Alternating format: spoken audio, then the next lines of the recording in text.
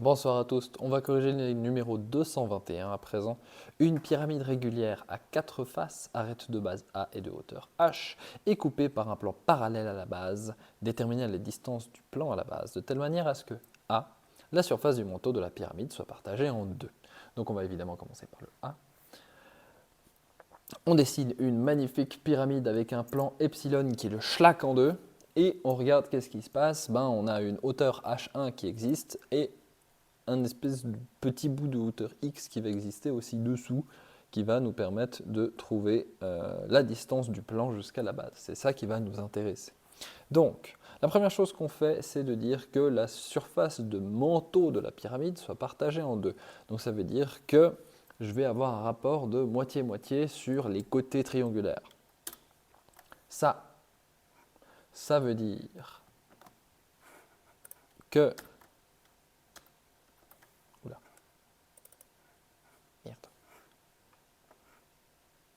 Ça veut dire que l'aire du manteau, elle est divisée en deux, et ça, c'est le facteur k carré.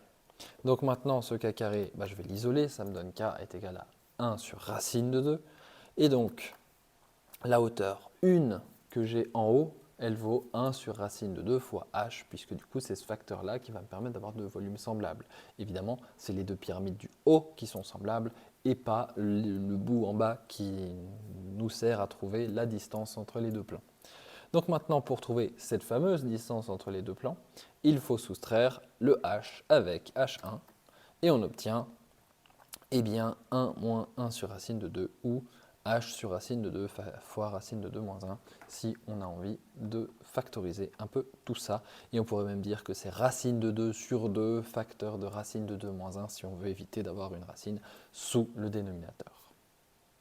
Même travail pour le B, cette fois-ci, le volume des deux corps sont de la même grandeur.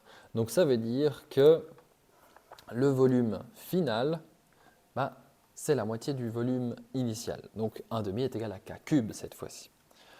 On a donc moyen d'isoler le k avec 1 sur racine cubique de 2. Et donc h1, ça vaut 1 sur racine cubique de 2 fois h.